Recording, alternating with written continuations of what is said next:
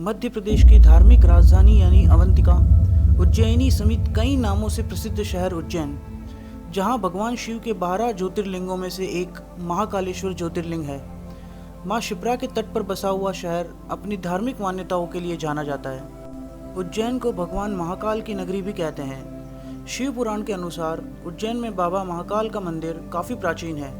12 ज्योतिर्लिंगों में से एक इस मंदिर में दक्षिणी मुखी होकर विराजमान है। महाकाल मंदिर के शिखर के ठीक ऊपर से कर्क रेखा गुजरी है। इसी वजह से इसे धरती का नाभि स्थल भी माना जाता है। मान्यता है कि आज भी उज्जैन शहर में भगवान शिव राजाधिराज महाकाल महाराज के रूप में साक्षात निवास करते हैं। सावन, महाकाल और उज्जैन, इन तीनों की पवित्र त्रिवेणी से भक्तों का जीवन सफल हो जाता है। सावन में शिव भक्ति और शिव भक्तों का उत्साह देखते ही बनता है।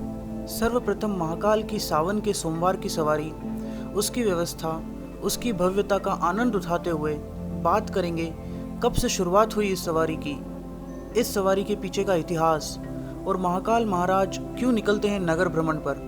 इन सब का जवाब वीडियो के अंत तक आपको जरूर मिल जाएगा। सावन के सोमवार को महाकालेश्वर मंदिर का समूचा परिसर जयकारों से गूंज उठता है।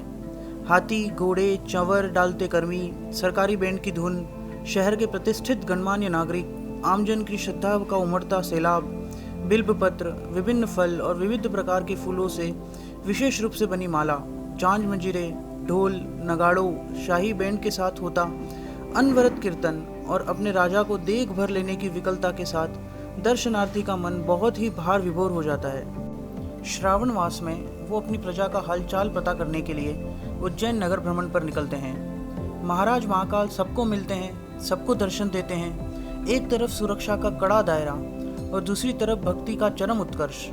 जिसने भी यह दृश्य पहली बार देखा, उसकी तो भावावेश में आंखें ही छल छला जाती हैं। सवारी के साथ पधारे गजराज अपनी सूंड को ऊंची कर राजा के सम्मान में हर्ष व्यक्त करते हैं। पवित्र मंत्रोच्चार के साथ शाही सवारी कई घंटों बाद पुनः मंदिर पहुंचती है। नगरवासी दिन भर अपने राजा के सम्मान में व्रत करते हैं और उस सवारी के दर्शन के बाद ही खोलते हैं।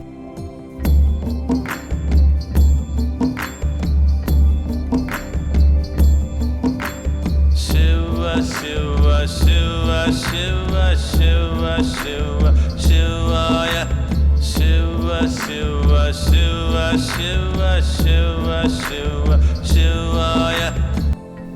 उज्जैन नगर के मुख्य मार्ग से भ्रमण करती सवारी का सबसे सुंदर दृश्य शिप्रा नदी के तट पर देखने को मिलता है। जब नदी के दूसरे छोर से संत महात्मा भव्य आरती करते हैं और वहीं विशेष तोप की सलामी के मध्य से राजा महाकाल शिप्रा का आचमन करते हैं। देश के अलग अलग प्रांतों से लोग श्रावण सोमवार की इस दिव्य सवारी के दर्शन करने आते हैं और मनचाहा वरदान प्राप्त करते हैं। इस भव्य सवारी को देखने के बाद ही राजा महाकालेश्वर की दिव्यता को अनुभूत किया जा सकता है। राजा महाकाल इस तरह श्रावण के प्रति सोमवार और भाद्रपद के कृष्ण पक्ष के 2 सोमवार नगर भ्रमण करते हैं और कहते हैं कि इस समय महाकाल इतनी राजसी मुद्रा में होते हैं कि हर अभिलाषा को पूरी करने का आशीर्वाद देते चलते हैं। यह बात बहुत कम लोगों को पता है कि शाही सवारी की यह यशस्वी परंपरा का अतीत क्या है और कब से यह परंपरागत आकर्षक रूप से निकाली जाने लगी है। जानकारों के मुताबिक महाकाल सवारी का आरंभ का श्रेय सिंधिया परिवार को जाता है। सिंधिया परिवार की ओर से शुरू की गई ये परंपरा आज भी जारी है। पहले महाराजा स्वयं शामिल होते थे, बाद में राजमाता नियमित इस यात्रा में शामिल होती रही और आज भी उनका कोई न कोई प्रतिनिधि सम्मिलित रहता है। महाकालेश्वर मंदिर में एक अखंड दीप भी आज भी उन्हीं के सौजन्य से प्रज्वलित है।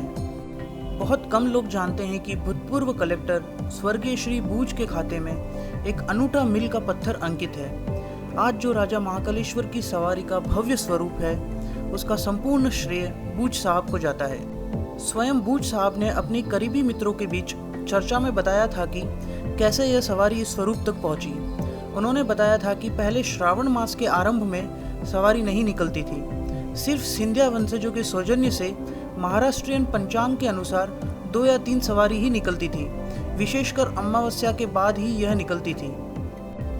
एक बार उज्जैनी के प्रकांड ज्योतिषाचार्य पद्म भूषण स्वर्गीय पंडित सूर्य नारायण व्यास के निवास पर कुछ विद्वानों के साथ कलेक्टर बूच भी बैठे थे। उनमें महाकाल में तत्कालीन पुजारी सुरेंद्र पुजारी के पिता भी उपस्थित थे। आपसी विचार विमर्श में परस्पर सहमति से तय हुआ कि क्यों न इस बार श्रावण के आरंभ से ही सवारी निकाली जाए और समस्त भार कलेक्टर को दिया जाए। फिर सवारी निकाली गई और उस समय उस प्रथम सवारी का पूजन सम्मान करने वालों में तत्कालीन मुख्यमंत्री गोविंद नारायण सिंह, राजमाता सिंधिया व शहर के गणमान्य नागरिक प्रमुख थे। सभी पैदल सवारी में सम्मिलित हुए और नगर की प्रजा ने रोमांचित होकर घर घर से पुष्प वर्षा की। इस तरह एक खूबसूरत परंपरा का आरंभ हुआ। आशा है आपको ये वीडियो पसंद आया होगा। ऐसे ही किसी और नई जगह, उसके इतिहास और उसके कुछ रोचक तथ्य भविष्य के किसी नए वीडियो में देता रहूँगा। तब तक आप ऐसे ही मेरे साथ चलते रहें, क्योंकि अभी अपने देश की अनेकों जगहों और वहाँ की संस्कृति अपने शब्दों में बताना बाकी है। कुछ तथ्यों को बताना अगर भूल गया हूँ तो क्षमा करें और कमेंट में बताएं आपके विचार और सलाह, ताकि भविष्य के वीडियो में उन्हें जरूर शामिल किया जाए। धन्यवाद।